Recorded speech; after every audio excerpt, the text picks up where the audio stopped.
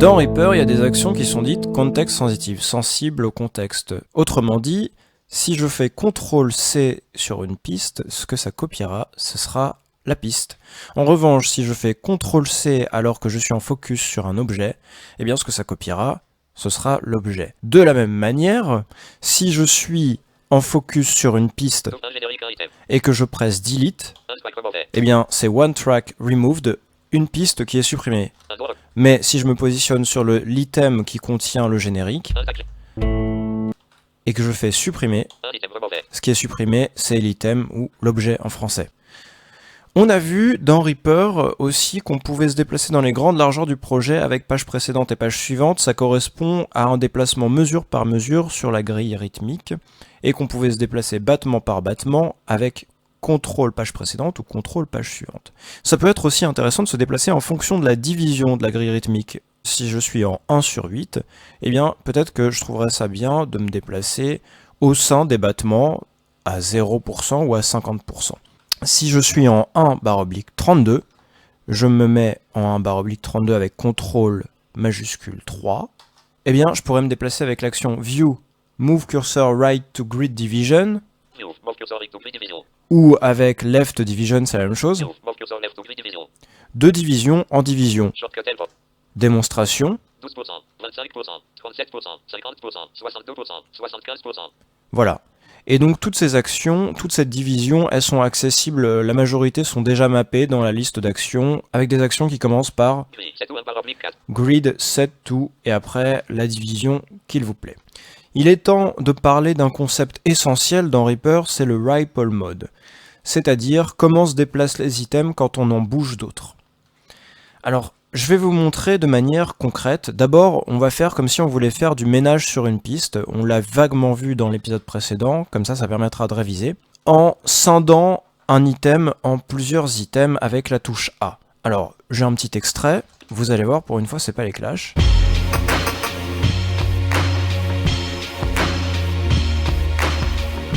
On va dire que le petit morceau de synthé qui nous agace, là, le tac-tac-tac, on va vouloir le supprimer. Ce que je fais, c'est que je me mets aux abords juste avant. Je sais qu'il arrive là. Donc je me rapproche un peu. J'ai fait CTRL espace, je me rapproche un chouïa en scrollant. Ok, on est juste devant. Donc je place une première division là. Je découpe mon item. Donc on a 2 items à présent. Et puis là, ça termine. Donc je place un deuxième. Ouais, un deuxième ici. Voilà. Donc là, on a 3 items. Jusqu'à la fin. Ce qu'on va faire, c'est que on va voir selon le Ripple Mode ce que ça donne si je suis par exemple, donc il y a 3 modes, Off, Per Track, donc par piste, et All Track, toutes les pistes. Je vais commencer par me mettre en inactif, en Off. Pour jongler entre les modes, j'utilise la commande Alt-P. Et là, je supprime l'item qui est au milieu. On écoute. D'accord. Je rétablis avec CTRL-Z mon item. Et je passe en par track, par piste. Je supprime toujours notre item qui est au milieu. On écoute ce que ça donne. Quand le Ripple Mode est inactif, on s'aperçoit qu'il y a un trou là où l'item a été supprimé. Il n'y a donc aucun mouvement. En revanche, quand le Ripple Mode est actif, on s'aperçoit que le 3e item vient prendre la place du second item, celui-là même qui a été supprimé.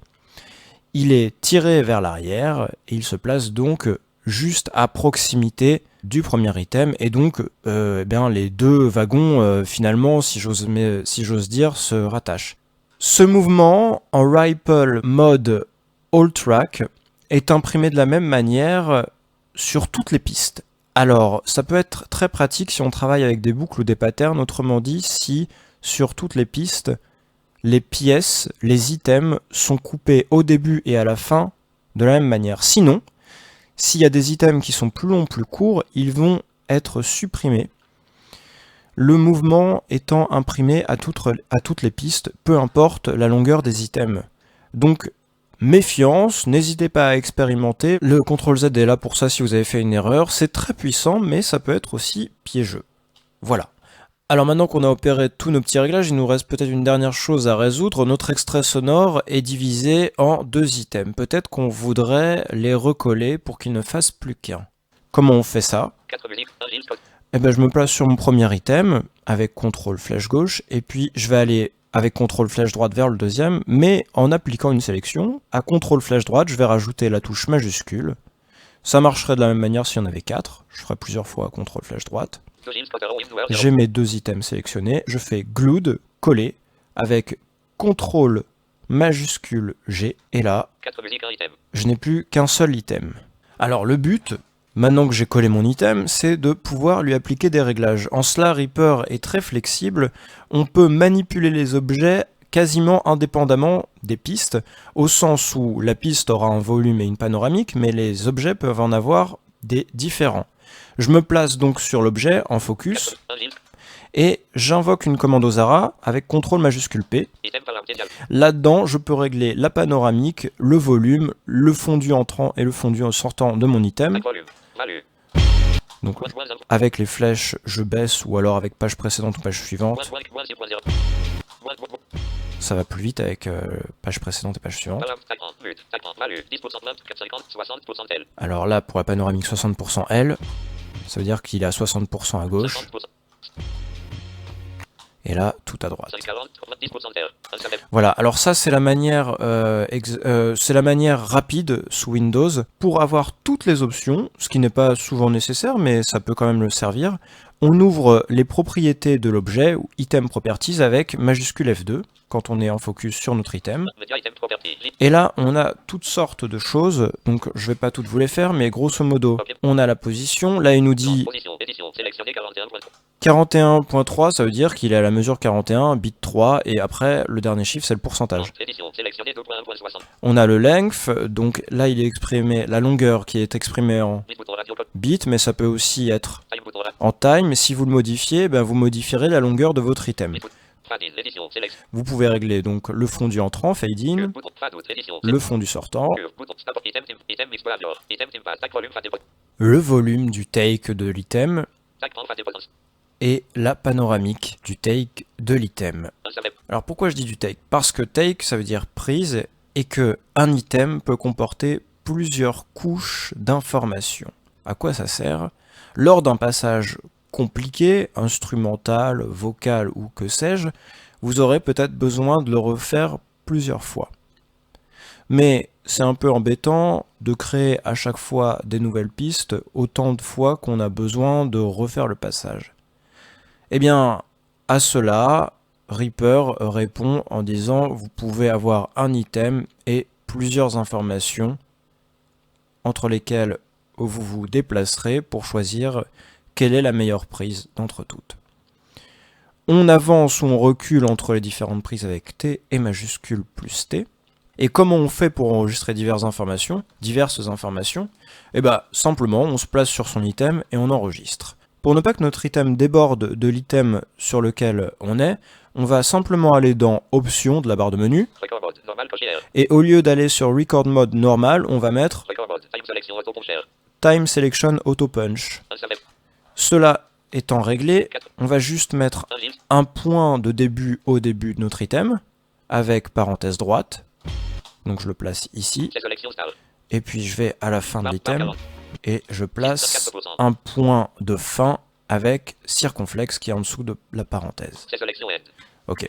La sélection temporelle étant posée, tout enregistrement ultérieur dans le mode Auto Punch Time Selection ne débordera jamais de cette sélection. Et maintenant si j'enregistre, bonjour, ce n'est plus la chanson de Jill Scott Heron que nous entendons. Alors on réécoute.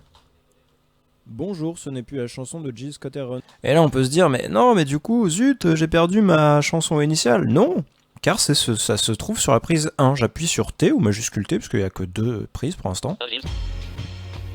Et voilà. Et je peux revenir à la prise 2. Bonjour. Et je peux enregistrer encore par-dessus. Bonjour, ceci est un nouvel enregistrement assez minable. Bonjour, ceci est un... Voilà. Et donc je peux basculer entre les 3. Bonjour, Bonjour, ceci... Voilà, ça permet de comparer très rapidement entre plusieurs versions d'un même passage. Alors, si on veut prélever, c'est-à-dire supprimer toutes les prises sauf celles que l'on veut, on peut faire Alt majuscule T. En revanche, si on veut cibler une suppression, c'est-à-dire supprimer le take 1 et le take 4, eh bien, on va simplement faire CTRL majuscule T. C'est tout pour cet épisode, merci pour votre attention, ciao!